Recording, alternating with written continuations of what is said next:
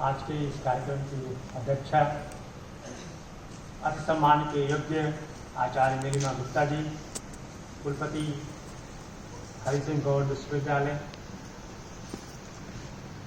माननीय श्री एस.पी. Upadhyay ji, registrar professor Anil Jain ji, HOD and dean doctor Rashmi Jain, और इस कार्यक्रम के मुख्य वाचक श्री मकवाना जी। हम लोग भोपाल में मिलते रहते हैं आपस में विभिन्न कार्यक्रमों में। डॉक्टर सर्राफ जी और शिक्षा जगत में जुड़े हुए विशेषकर एजुकेशन, जो मैं मानता हूँ कि बेसिक शिक्षा और जहाँ से शिक्षा प्रारंभ होती है उसके आप सभी जनक हैं।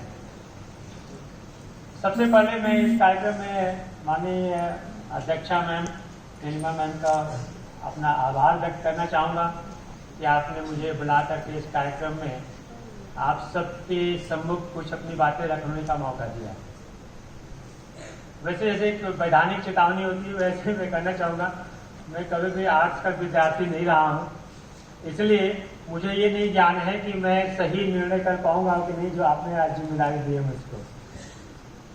किसी कार्यक्रम की अध्यक्षता करना और उसमें उस विषय के साथ जो न्याय करना, ये बड़ा, हम पर्टिकुलरली जो साइंस और इंजीनियरिंग के छात्र हैं उनके लिए बड़ा मुश्किल से काम होता है, कारण कि हम लोग कला से बड़ा दूर रहे हैं दुर्भाग्य से, जो कि हम सबको प्रिय होना चाहिए और है भी। तो मैं कुछ चीज़ें अपनी बात रखूँगा आप सबके सामने। जैसा कि आज का विषय है कला, एकीकृत शिक्षा एवं सृजनशील अधिगम। पहले हम जानने की कोशिश करेंगे कला है क्या, और फिर इस कला को एकीकृत शिक्षा या शिक्षा के माध्यम से शिक्षा के लिए क्यों जोड़ने की बात कर रहे हैं। तो अगर हम विचार करें कि कला है क्या, तो हम सबको ये सहज ज्ञान होता है कि कला जो है एक अभिव्यक्ति का तरीका है, और जो भी हम ज्ञान अर्जित करते हैं वो कहीं न कहीं किसी न किसी जगह उसकी ज्ञान की अभिव्यक्ति की आवश्यकता होती है। इसलिए ज्ञान को एक्सप्रेस करने के लिए कला का आना आवश्यक है। इसलिए इसमें कोई नई विषय नहीं है, कोई नई बात नहीं है कि हमारे सभी शिक्षा के क्षेत्र हैं, चाहे वो विज्ञान हो या इंजीनियरिंग हो या साइंस हो या टेक्नोलॉजी हो या आर्ट्स है, सोशल साइंस है, ह्यूमैनिटी और कॉमर्स, सब में कला का उपयोग किया जाना अति आवश्यक है, क्योंकि ये केवल ज्ञान की अभिव्यक्ति का तरीका है, कौशल है। इसलिए कला केवल वो कला नहीं है जो हम कुछ स्केचेस बना लेते हैं या कुछ डांस करते हैं या कुछ ड्रामा करते हैं। आज के डेट में हम बहुत सारे लोगों के माध्यम से सुनने को मिलता है कि जो हमारे जो नए युवा हैं जो रोजगार के लिए अपने प्रयास में लगे हुए हैं, उनके अंदर कम्युनिकेशन स्किल्स का अभाव है। और कई बार हम कम्युनिकेशन स्किल्स को सिर्फ एंड सिर्फ इंग्लिश या हिंदी में अच्छी तरह से बोलचाल की भाषा में एक्सप्रेस करने की को ही कला मान लेते हैं। कम्युनिकेशन स्किल्स की अगर हम बात करते हैं तो उस व्यक्ति के अंदर, जो व्यक्ति बोल नहीं सकता, उसके अंदर कौन सी कला है जो अपनी व्यक्ति की, अपनी बात को, अपनी अभिव्यक्ति को सबके सामने रख सकता है और बहुत ही सकुशल तरीके से रख लेता है। मैंने पहले ही वैसे कहा, वैधानिक चेतावनी दी है, क्योंकि मैं इस विषय का विशेषज्ञ नहीं हूं, तो मैं कहना चाहूंगा विशेष करके मकवाना जी से कि कोई गलत बोल जाऊं तो आप जरूर सुधार करें। मैं केवल अपने विचार दे रहा हूं, तो इसलिए मुझे कोई साहित्यिक ज्ञान नहीं है कला का। तो इसका मतलब ये हुआ कि अभिव्यक्ति करने के लिए आपके अंदर दो चीजें होनी चाहिए, एक कौशल कौन सा कौशल? जो आपने मुंह से अपनी बात रखी है, तो आप उसको कह सकते हैं कि आप शारीरिक कौशल। और एक दूसरी चीज आपके पास क्या होनी चाहिए? शब्द होने चाहिए, ज्ञान होना चाहिए। इसका मतलब ये होता है कि बौद्धिक कौशल। तो कला एक शारीरिक और बौद्धिक कौशल को एक साथ मिलकर एक सामंजस्य के साथ किसी बात को रखने का तरीका है। और शायद हम सारी कलाओं को इसी तरह से एक्सप्रेस करते हैं। जब हम नृत्य करते हैं तो उस समय हमारे पास कुछ भाव भंगिमा होती हैं। जब हम नृत्य करते हैं, नृत्य आप सबने सुना है, नृत्य और नृत्य, नृत्य को हम ड्रामा कहते हैं। जब हम स्टेज पे नृत्य करते हैं तो उसमें शब्दों के साथ भाव भंगिमा दोनों चीज लगी होती है। तो नृत्य करते हो या नृत्य करते हो या हम कोई संगीत करते हैं, इन सब जगह हमारी बौद्धिक क्षमता और शारीरिक कौशलता, ये दो चीजें हमको उन चीजों को लोगों को सही ढंग से सही तरीके से व्यक्त करने में हमें सहयोग करती है। मेरी दृष्टि से शायद कला यही है।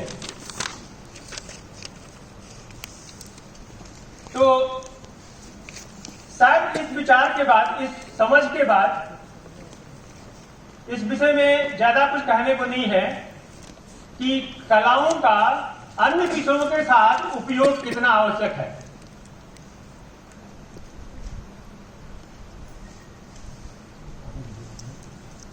हमारे यहाँ एक बहुत ही प्रचलित श्लोक है जिसे भर्तृहरि के नाम से जाना जाता है। वो संकलन है, उसमें करीब 100 ऐसे संकलन हैं, छोटे छोटे पोएम्स हैं। और उसमें ये कहे गए हैं कि साहित्य संगीत कला विहीन, साक्षात पशु पुष्प विषाणहीन, तृणम न खादन्न पे जीवमान, तद्भागधेयम परम पशुनाम।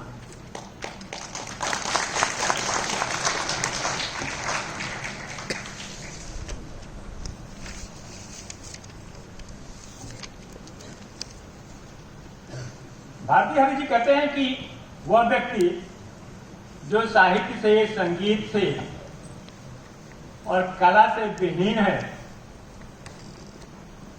वह इस जगत में पशु के समान है, यद्यपि उसकी पूंछ और सींग नहीं है। करें ऐसे व्यक्ति को हम धन्यवाद जरूर देना चाहिए। क्यों? कि कम से कम पशुओं का आहार तो नहीं खाता हो।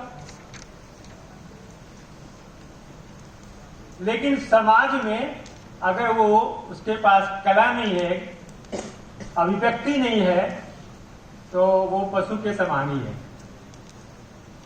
अब देखिए कितनी गंभीर बातें कही गई हैं कि कला का होना कितना आवश्यक है।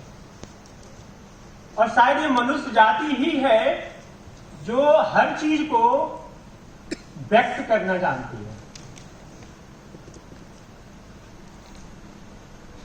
अदरवाइज हम लोग खाएं पिएं और सो जाएं, ये सभी जीव जंतुओं का के गुण हैं।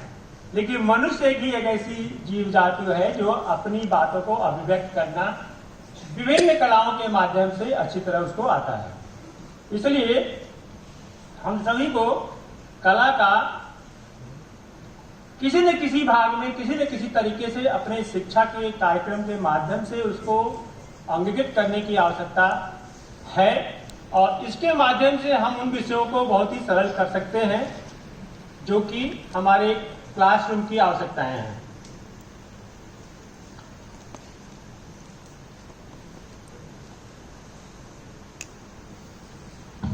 ऐसी बहुत सारी चर्चाएं हैं। आप अगर साहित्य के, आप सभी लोग साहित्य के छात्र हैं, जिसमें हमारे धर्म शास्त्रों में भी बहुत सारी ऐसी बातें कही गई हैं। हमारे भगवान शिव, जिसको हम कलाधर बोलते हैं, सारी कलाओं के उनके अंदर वो स्रोत हैं, वो ज्ञान है। हमारी सरस्वती सबसे बड़ी कला की द्योतक हैं और जिनकी हम किसी भी अच्छे पुण्य काम को करने से पहले पूजा करते हैं। इससे ये स्पष्ट है कि कला को हर शिक्षा के विषय में जोड़ने की, अंगीकृत करने की परम आवश्यकता है। हमारे मनीषियों ने मन, वचन और कर्म को श्रेष्ठता के क्रम में रखा है। आप सभी को ध्यान हो, जब हम पूजा पाठ करते हैं तो रोली और सब पूजा करने के बाद एक हाथ में रस्सी कला के रूप में बांधते हैं। ये भी हमको शायद यही एक मैसेज देता है कि आपको कर्म जो है वो बिना कलाओं को अंगीकार किए नहीं किया जा सकता। ये एक प्रत्यक्ष प्रमाण है जो हम अपनी सारी सनातन धर्म की सारे अच्छे शुभ कार्यों को शुरू करने के साथ साथ करते हैं। अगर आप आदिकाल से हमारे जो साहित्य हैं, वेद को देखें, ऋग्वेद में 64 कलाओं की बात की गई है और ये कहा गया कि शास्त्र तब तक अधूरे हैं जब तक उसमें कलाएं नहीं है। कला एक ऐसा कौशल है जो हमें लौकिक जीवन जीने के गुणों को हमारे अंदर भर देता है, जिससे हम अपनी बात को व्यक्त कर सकते हैं, जिससे हम अपनी हर अभिव्यक्ति को एक प्रभावशाली तरीके से रख सकते हैं। इन कलाओं में अभी भाई साहब कोई आप में से, हम में से कोई चर्चा कर रहे थे कि संगीत, नृत्य, चित्रकला, इसके अलावा एक्ट, ड्रामा और ऐसे बहुत सारे माध्यम हैं कला के, जिसके माध्यम से शिक्षा पहले हमारे यहाँ दी जाती थी और अभी भी वो एक अच्छे संसाधन हो सकते हैं। जब मैं बात कर रहा था कि जो हम लोग साहित्य, संगीत, कला विहीन की बात कर रहे थे, उस समय शायद लेखक ये भूल गए कि केवल कला मनुष्यों के लिए नहीं बल्कि पशुओं में भी आती है। उन्होंने कहा कि पशु के जैसा है, लेकिन ऐसा नहीं है। ये भी एक गलती होगी। पशुओं को भी कलाओं का ज्ञान होता है। और एक जो साहित्य के विद्यार्थी जानते होंगे, एक फ्रांसीसी लेखक थे, बहुत प्रसिद्ध थे, एलिसन नाम था। उनको एक बार किसी कारण से, किसी काम से गलत काम करने का जेल जाना पड़ा। उनको बांसुरी बजाने का बड़ा शौक था, तो वो अपने जेल के कक्ष में बांसुरी बजा रहे थे। तो उन्होंने ये संज्ञान में आया उनको कि उस कमरे के अंदर एक मकड़ी का जाल था और उस मकड़ी के जाल में से मकड़ी बार बार बाहर आकर के ऐसे अभिव्यक्ति कर रही थी जैसे लगता है कि वो कला के अनुसार उनके बांसुरी के ऊपर नृत्य करना चाहती है। तो उन्होंने, एलिसन ने अपने लेख में इस बात को लिखा है कि पशु पक्षी भी कलाओं का आनंद लेते हैं और कलाओं के माध्यम से अपने मन की प्रवृत्ति को, अपने मन की भाव को व्यक्त